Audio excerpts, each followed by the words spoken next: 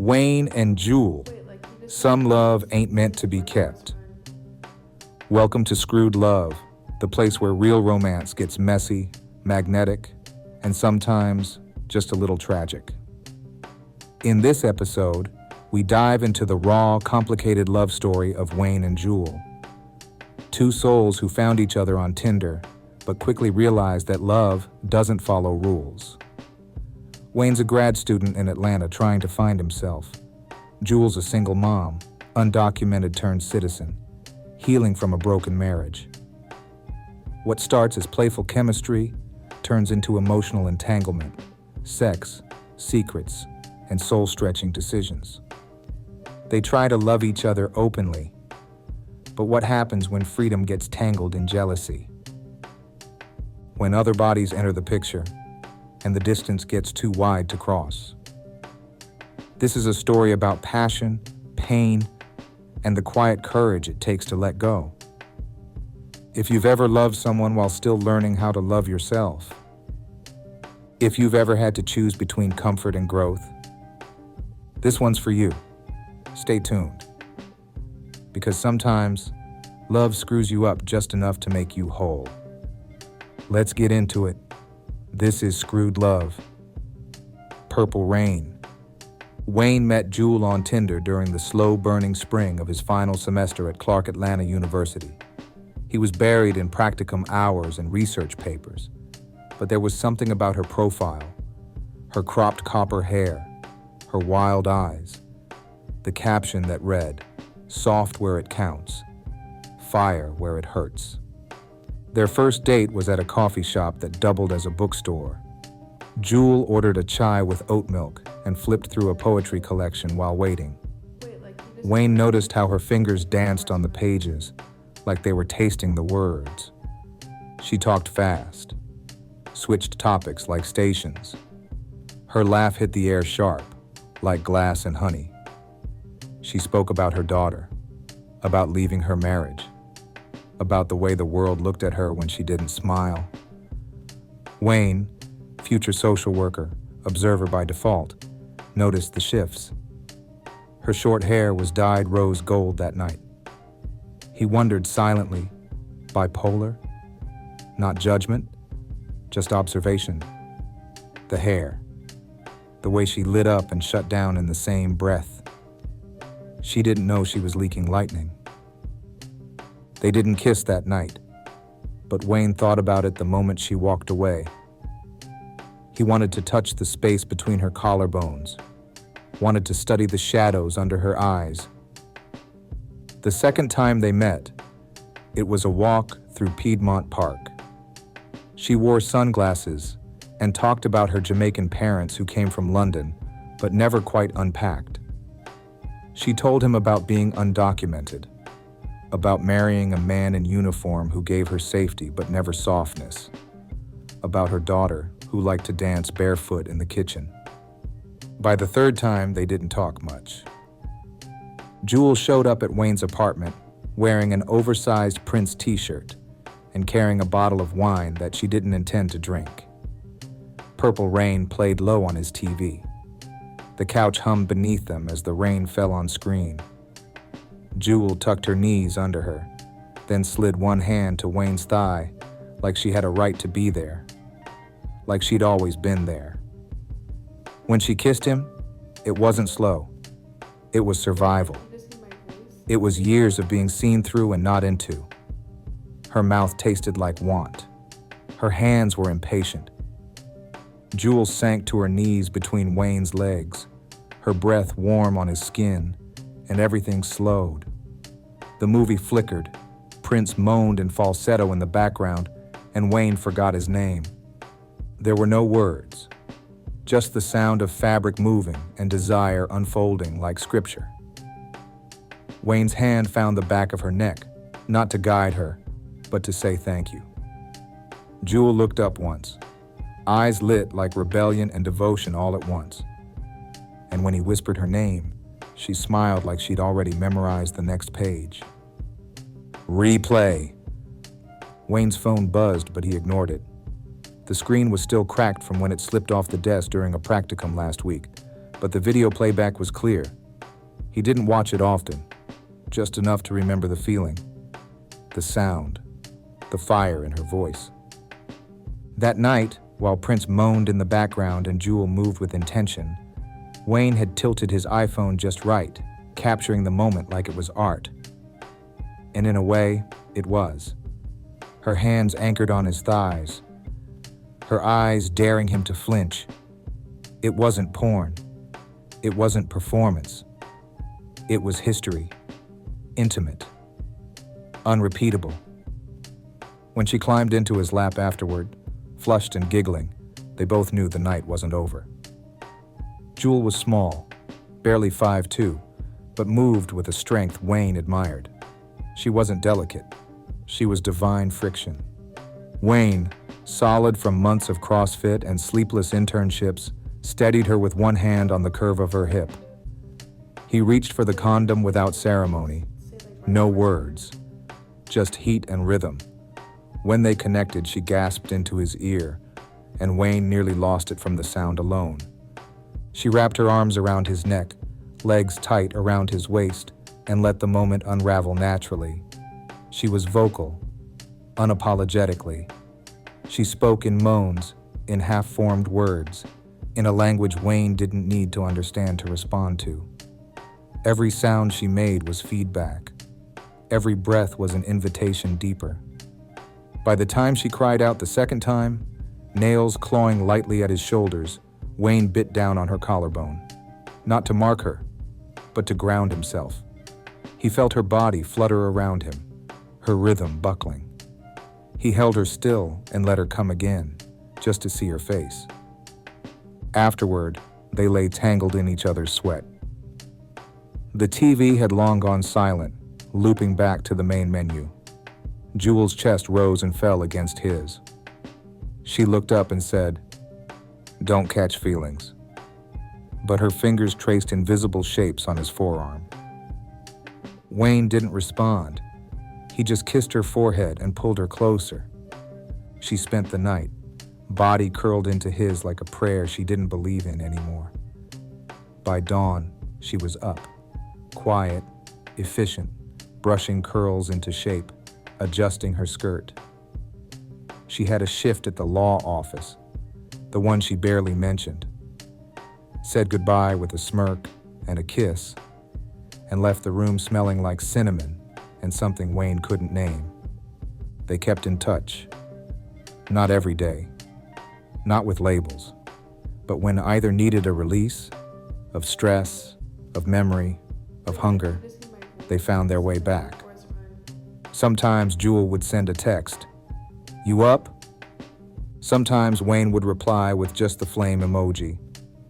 They saw other people, they lived their lives, but when the world got heavy, they remembered what it felt like to be weightless, together. Wayne still kept the video, password protected, never shared. Not out of lust, but reverence. Some nights, when the world was too quiet, he pressed play and remembered what it felt like to be chosen, if only for a moment. Come through. Wayne always knew Houston was the next chapter. Clark Atlanta was nearly behind him. The textbooks closed, the thesis defended, the practicum complete. He had a job offer waiting in the city, the kind of offer that could change a family's trajectory. But he hadn't told Jewel, not at first. Their first date wasn't a lie. It just wasn't the full truth. He hadn't planned on seeing her again. He was moving. What was the point in starting something he couldn't keep? But Jewel wasn't just something. She was bright conversation and emotional fire. A woman with bite and soul, softness layered beneath scars. He'd tried to keep it casual, to stay emotionally detached. He even told himself the hair dye was a warning sign. But every time she moaned his name, every time she made him feel seen without needing to be needed, that wall cracked a little more. They saw each other a few more times, mostly at night, mostly in his apartment or hers. The second video happened a month before his move. Jewel had worn nothing but a crop top and confidence, her smile wicked as she sank to her knees in front of him. Wayne stood, one hand holding his phone, the other bracing the edge of the dresser. She took her time. He tried to keep the camera steady, but it was nearly impossible. He'd watch the footage later and catch his own voice, low, ragged, muttering her name like a prayer and a warning. "Don't catch feelings, bro," he told himself again. But damn, Jewel was something else. The week of the move came fast. Boxes stacked high in his living room. A flight booked. His brother Jared had flown in from Detroit to help him pack. But Wayne could tell he wasn't well. Jared had just come out of a mental health facility. Another spiral, another episode. His mood swung wide. He talked fast and slept little. Wayne kept an eye on him, half packing and half parenting. That Thursday night, the night before Wayne was supposed to finish up, Jewel sent a text. "Come through." Just 2 words, but Wayne knew what they meant. He hesitated. Jared was on the couch, headphones in, watching old Boondocks reruns and laughing too hard at the wrong parts. Wayne wanted her, needed her, not just for sex, but for that stillness Jewel gave him between the chaos. He looked at Jared, sleeping now, mouth slightly open. He opened the Uber app, booked a ride with soft music and a well-reviewed driver, left cash on the counter. He knocked on Jewel's door 20 minutes later. She answered in silk and shadows. No words. She pulled him in by the collar, pressed her lips to his like she didn't know he was leaving. Or maybe she did. They didn't rush. That night, they didn't fuck. They made love. Wayne held her close, moved slow. He touched her like he was trying to memorize what good felt like. Because in a few hours, he'd be gone. The ride out. Wayne stayed the night. After 2 slow, breathless rounds that blurred the line between intimacy and addiction, he fell asleep with Jewel's leg draped over him, the warmth of her breath at the base of his neck. She smelled like she always did, sweet, sharp, and a little wild. He didn't set an alarm. He didn't need one. His body knew it was the last night. In the morning, the sun crept through the blinds like it was sorry for showing up. Wayne dressed quietly. Jewel was still asleep, curled into a question mark on the left side of the bed. He kissed her shoulder gently, but she didn't stir. Back at his apartment, Jared was awake and sprawled across the couch eating dry cereal out of the box. His eyes were tired, and his energy was low. He looked up at Wayne and gave him a crooked smile. "I thought about running away last night," Jared said, not dramatically, just honestly. Wayne paused. "You call anybody?" "Nah, just sat outside for a while, looked up at the stars, got cold, came back in." Wayne nodded. It wasn't the first time Jared had fought that particular urge. It wouldn't be the last, but he was still here. That mattered. They packed the truck together, stuffing boxes of books, speakers, old gym gear, and a few pieces of Wayne's art. It took most of the morning. Around noon, Wayne checked his phone. No messages from Jewel, just the silence between goodbye and what's next. They hit the road late. Jewel had decided to ride with Wayne and Jared to Houston in her own car, some mix of spontaneous road trip and one last stretch of whatever they were. She followed behind them in the mirror, like a ghost that hadn't decided whether to haunt or help. Somewhere just past Montgomery, Alabama, Wayne made a stop to drop off a couple canvases to Tom, a collector, an old friend who paid in cash and always had a drink ready. Wayne kept it quick. Money. Small talk. Back in the truck, Jared was snoring with his hoodie pulled over his face. Then came Stockbridge. Wayne had another stop to make. An old fling. Nothing emotional, just chemistry and convenience. They hadn't talked in weeks, but she knew what a "you in town" text meant. Jewel waited at a gas station 2 exits up. Wayne texted her, "Need 30 minutes. Be right back." She didn't reply. Inside the small apartment, it was transactional. Her mouth didn't do much, but her hips made up for it. Wayne didn't linger after. No cuddles, no replay. When he got back in the truck, Jared was still asleep, head pressed against the window, music bleeding through his earbuds. Wayne started the engine, pulled onto the highway, and exhaled. He didn't know what Jewel would say when he saw her again at the next stoplight. But the truth was, he didn't know what he would say either. Sometimes the heart wants home. Sometimes it wants movement. Wayne, at that moment, only knew how to drive. The split. By the time Wayne and Jared reached Houston, the sun had dipped behind a long stretch of Texas highway, and the sky had softened to a lavender haze. The ride had been longer than expected, not just in hours, but in revelations. Somewhere between Mississippi and Louisiana, Wayne realized something that startled him. Jared wasn't just his baby brother. Jared was a genius. In the silence of the ride, Jared began to speak in patterns, about emotions as frequencies, about the cyclical nature of pain, about the symmetry between architecture and mood. Wayne had always known Jared was smart, but this was something else. "You ever think grief is just time trying to find a body?" Jared had asked, staring out the window like he wasn't even speaking to Wayne, like he was in communion with something beyond language.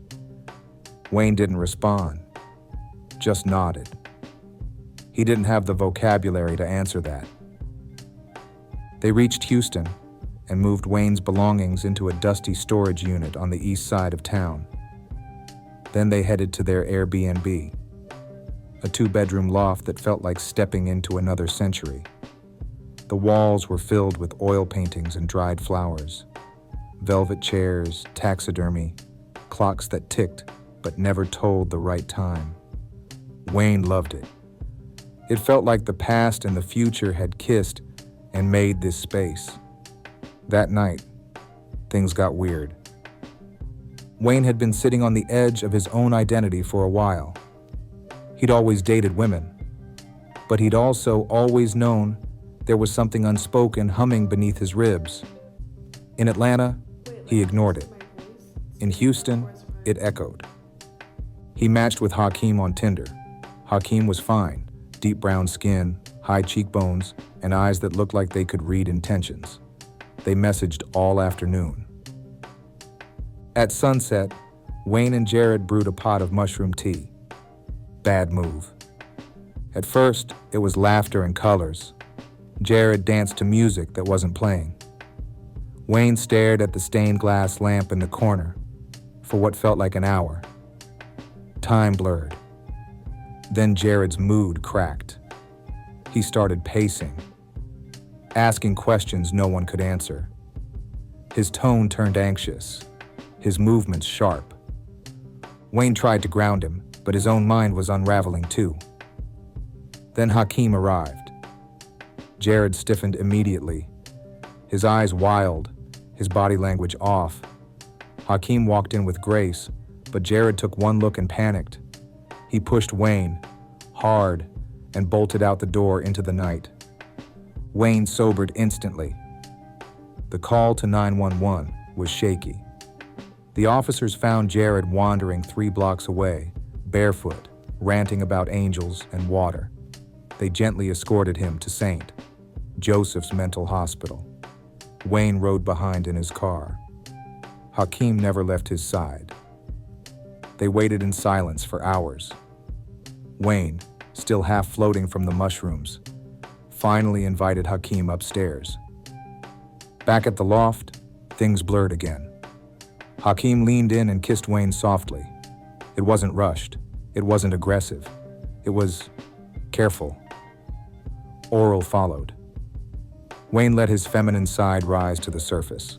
Soft moans, tender surrender. But the climax didn't bring peace. It brought shame. Guilt he hadn't expected. He pulled away, face tense, eyes heavy. "You should go," he said quietly. Hakeem nodded, grabbed his keys, and left without a word. Wayne sat alone in the antique room, half high, half broken, and entirely unsure of who he was anymore. Stanley Cup and secrets.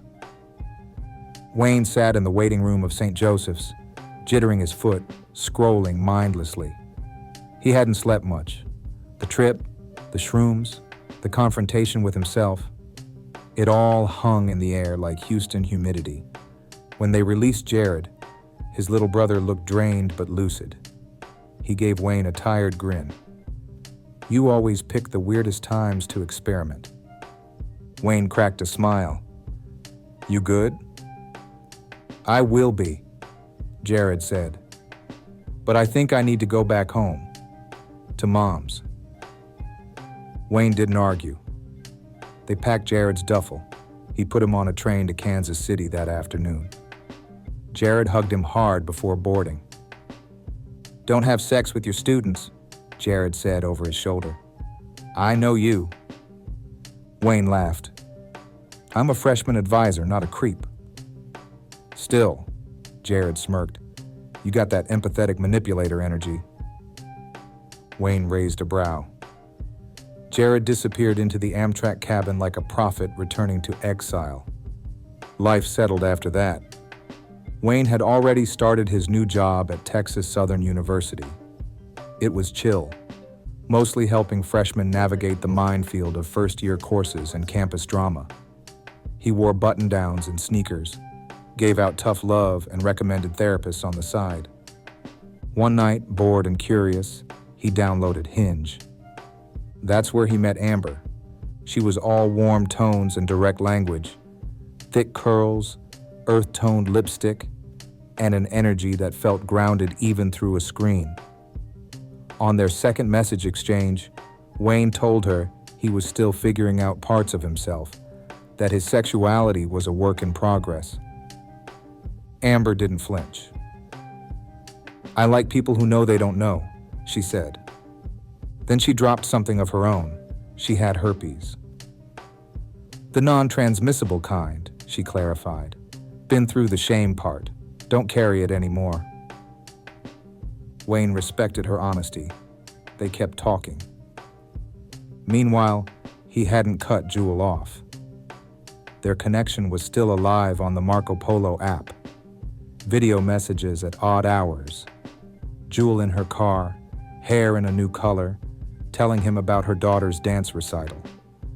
Wayne in his kitchen, shirtless, talking about Houston's chaos and missing the way she smelled. He was catching feelings again, no way around it. But that didn't stop him from meeting Amber in person. They linked at Axelrad, the patio bar with hammocks and cheap drinks. It was easy with her. They laughed a lot. She made fun of his playlist. He teased her about astrology. By 11 p.m., they were tangled in his Airbnb. The 2019 Stanley Cup playoffs were on mute in the background. Wayne didn't care much for hockey, but the blue and white energy filled the room like an omen. Amber gave him oral just as the St. Louis Blues won the championship. Wayne looked at the screen mid-climax, caught between disbelief and euphoria. They laughed about it later, how timing is sometimes divine. They went several rounds that night. Her body was soft and responsive. He felt present, raw, and almost healed. But when he lay in bed afterward, Amber asleep next to him, his phone buzzed. A Marco Polo from Jewel. Wayne didn't open it, not yet. Declarations and detours. Jewel's video came through the Marco Polo app at midnight. Wayne hesitated before pressing play. Her voice was low, her eyes soft. She didn't have on makeup, didn't try to smile through the screen. "I miss you," she said. "I shouldn't, but I do."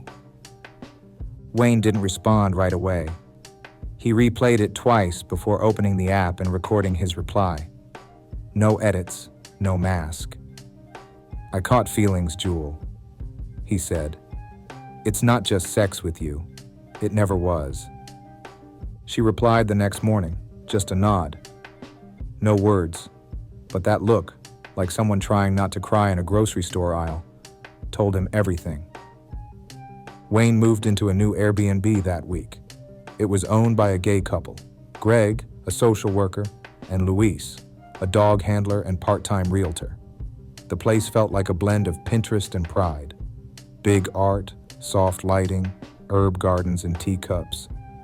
It was the safest Wayne had felt in weeks. Greg and Wayne bonded over caseload stories. Luis made espresso with oat milk and said, "If you ever want to buy in Houston, let me know. I'll help you find something sexy." Wayne took shrooms one afternoon, put on an Abraham Hicks talk, and melted into the couch. The universe was always saying yes, apparently. Amber came by that night. The energy was thick, like static after a thunderstorm. They didn't say much, just kissed hard and found their way to the bedroom. The sheets smelled like eucalyptus and sex by morning. A week later, Luis took Wayne to see a property in 2nd Ward. It was a narrow shotgun-style house with chipped blue paint and tall ceilings. The kind of house that whispered stories through the floorboards. Amber came to the second walkthrough. Her eyes lit up the moment they walked in. "This feels like a place people fall in love," she said. Wayne looked at her and thought, maybe I could. They christened the house before the paperwork even cleared. The yoga mat was still rolled out from his morning stretch when Amber pulled him down gently. Later, in the empty kitchen, Wayne bent her forward over the dinner table. The room echoed with breath and skin and quiet want. He filmed parts of it, not for pleasure, but memory. A few days later, Wayne flew to New Orleans for Essence Fest. He'd matched with Diamond on Hinge a month before. They met in person under neon lights and second-line brass. Their chemistry was instant, their nights blurred with sweat and city sounds. By night 3, things shifted. Nicole, someone Wayne had met in Houston, messaged him, "You still in NOLA?" They met in a hotel lobby near Bourbon. Her fiancé was with her, wide-eyed, open, and already buzzing on Molly. They'd talked about a threesome for months. Wayne made it happen. That night felt like dream logic. Flashing lights. Nicole on her knees. Her fiancé filming with quiet awe. Wayne didn't analyze it. He just let it happen. When he got back to Houston, Jared had returned. Still tired, but stable. "Let's move you in," he said, slapping Wayne on the back.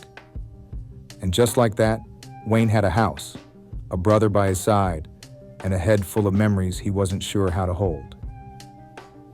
What we carry. The August heat in Houston didn't care about new beginnings. It clung to your neck, your thoughts, your breath. Wayne and Jared sweated through their shirts as they moved boxes from the storage unit to Wayne's new home in 2nd Ward. Books, vinyl, a keyboard. Art canvases Wayne had half finished and wrapped in moving blankets. By the time they were done, they sat on the porch drinking Topo Chico like it was holy water. "House got soul," Jared said, wiping his brow. "You gonna paint again?" "Eventually," Wayne answered. "Maybe when the noise in my head calms down." For a few days, Jared stayed in the guest room. It felt good having his brother close, like old times when they used to stay up talking about aliens and rap lyrics and what freedom might feel like. Wayne decided to host a chill night. He invited Amber and her younger sister over for tacos and margaritas. Amber brought homemade guac. Her sister, Anaya, brought big opinions and louder energy. She was beautiful, blunt, and quick with sarcasm, but something in her energy rubbed Jared the wrong way. At one point, she joked about mental health in a tone that rang wrong. Jared's face went still, his jaw tensed.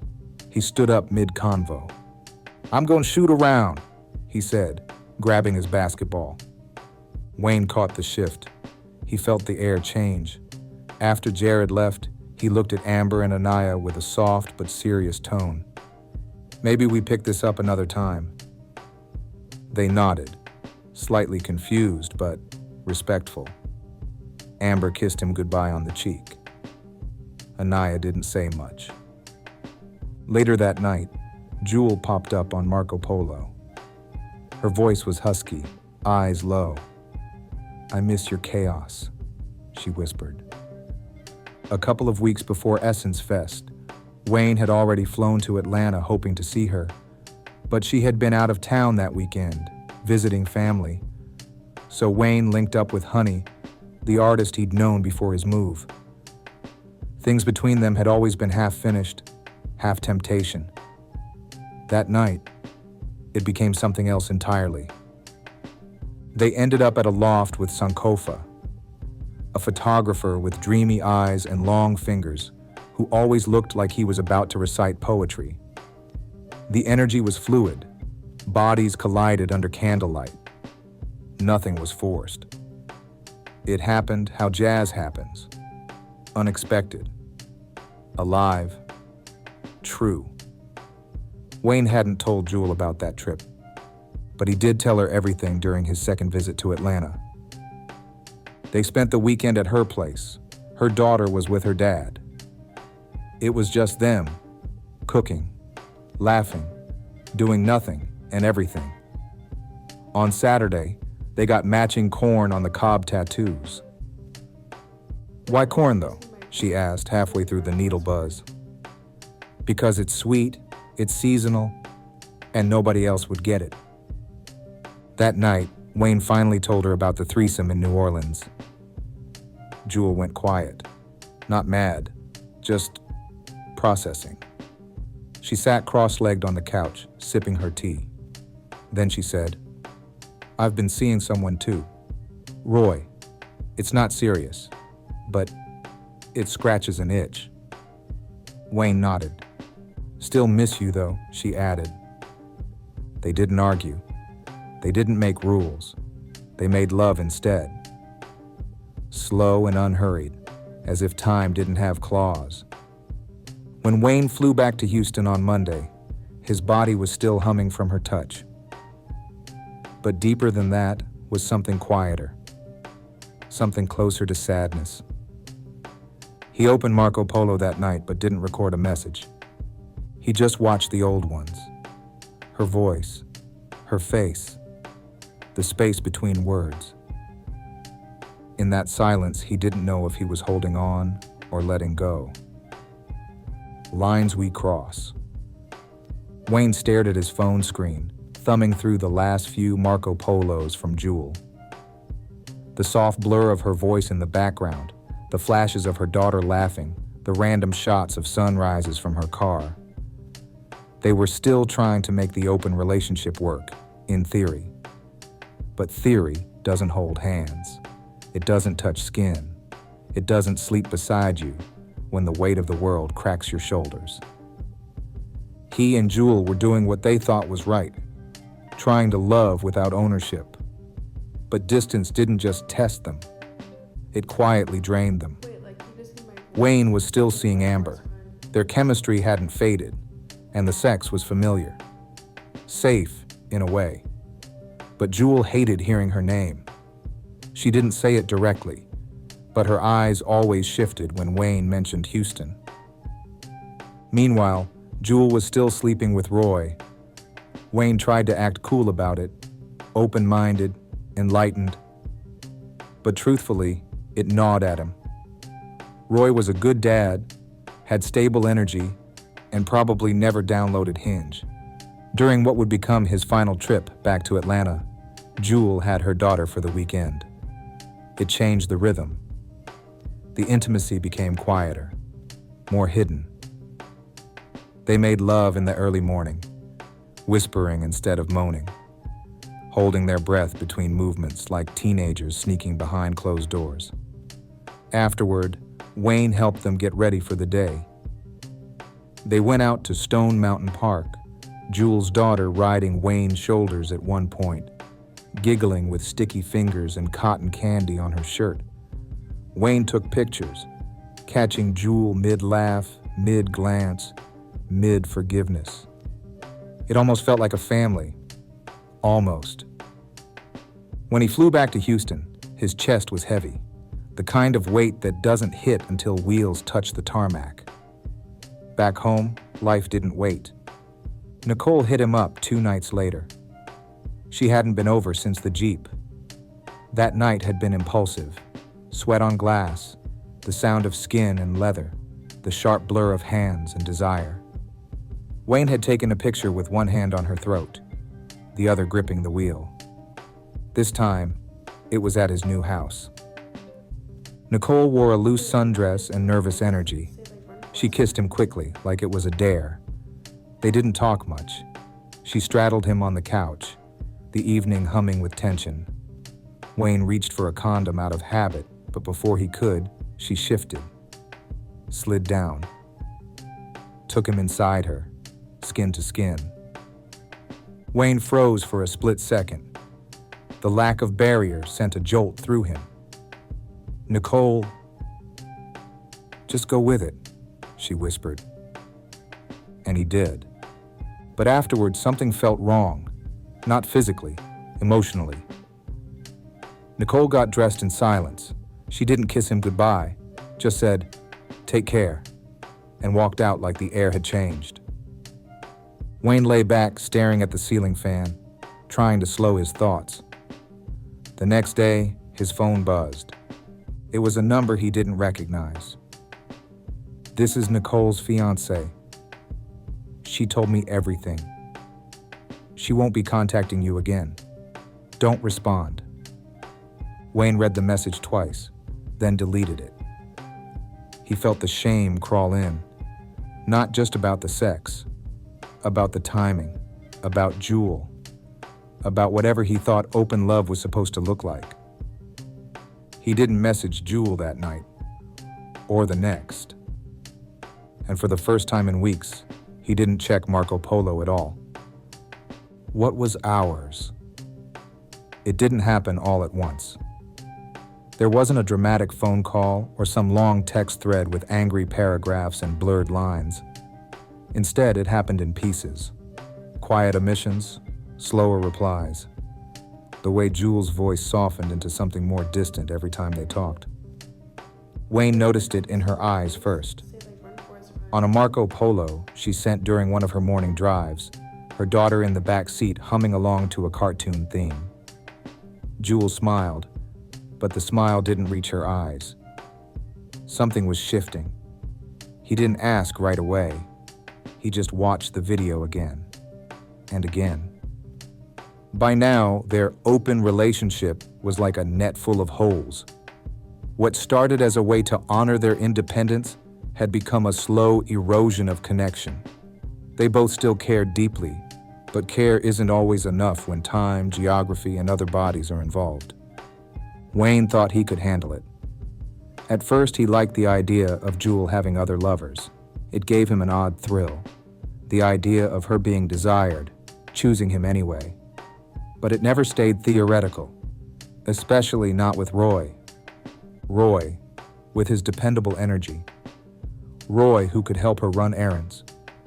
Roy, who picked up her daughter sometimes when Jewel was stuck in traffic. Wayne didn't like how much access Roy had. He didn't like that he didn't need to fly across time zones to hold Jewel when she cried. Roy was already there. But the same was true in reverse. Jewel had grown more withdrawn every time Amber's name came up. "You always say she's just a friend," Jewel said once on a call, "but friends don't sleep in your bed 4 nights a week." Wayne couldn't argue with that. Amber had become more than comfort. She knew how to calm his mind when the weight of work or art or Jared became too much. She started folding laundry without being asked. She brought candles and knew which scent helped him sleep. But even as they grew closer, Wayne still couldn't offer her the full version of himself. He was split, divided, wanting Jewel's soul and Amber's safety, unable to hold both without eventually dropping one. The last conversation with Jewel happened on a Tuesday night. Rain tapped against the windows in Houston, soft and unbothered. Jewel called, not on Marco Polo, but live this time. Her face looked tired, but calm. "I think we need to call this what it is," she said. "We're holding on out of habit." Wayne didn't fight her on it. That's what surprised him most. He was hurt, deeply, but he wasn't shocked. The cracks had long been visible. They'd just both gotten used to stepping over them. "I still love you," he said quietly. "I know," she replied. "I love you too. That's why I'm letting go." There was a silence between them that felt like a ceremony. They didn't say goodbye, just take care. Like a prayer, like a truce. After the call, Wayne didn't cry. He sat on the floor of his studio and lit a candle. Listened to an old D'Angelo record that Jewel once said made her want to paint her whole house. Later that week, Amber came over. She noticed the difference in him, the way his eyes didn't dart toward his phone as often, the way he touched her without hesitation, but also without urgency. "You okay?"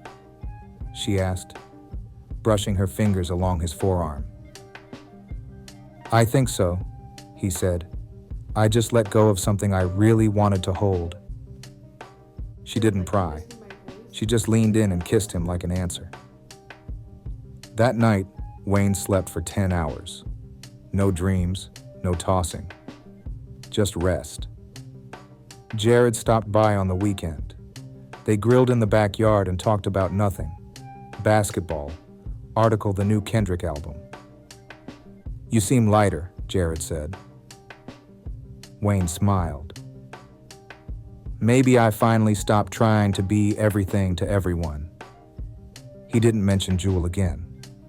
Not out of avoidance, but respect. Some loves aren't meant to last. They're meant to open you. To burn something into your skin so deep, you never forget how it felt to be chosen, even briefly. In the weeks that followed, Wayne painted more. He started a new series, abstract portraits of women he'd loved. Each canvas held a different shade of longing. One of them had corn on the cob sketched in the corner, barely visible, but still there, just like her. Drop your thoughts in the comments. Have you ever tried an open relationship? Did it help or hurt the connection you had? Do you believe love can survive long distance? Or does proximity always win? Can you truly love two people at the same time? Or are we just confusing connection with comfort? How do you know when it's time to let someone go? What's the difference between giving up and honoring the truth? Which character did you relate to most? Wayne, Jewel, Amber, or Jared? And why? Support the storyteller. If this story moved you, inspired you, or made you feel something real, support the art. Support the honesty. Cash App, $Forest Job. PayPal, a Divine Destiny LLC @gmail.com. Contact, forestjob2@gmail.com. Your donations help keep these raw, unfiltered stories alive. Every dollar goes toward creating more episodes that speak to the soul. Subscribe for more Screwed Love stories. If you're into real love, complicated love, broken love, and unforgettable moments, hit that subscribe button so you never miss a chapter. Like, comment, share. Let's build a community where love can be messy, wild, and still worth telling.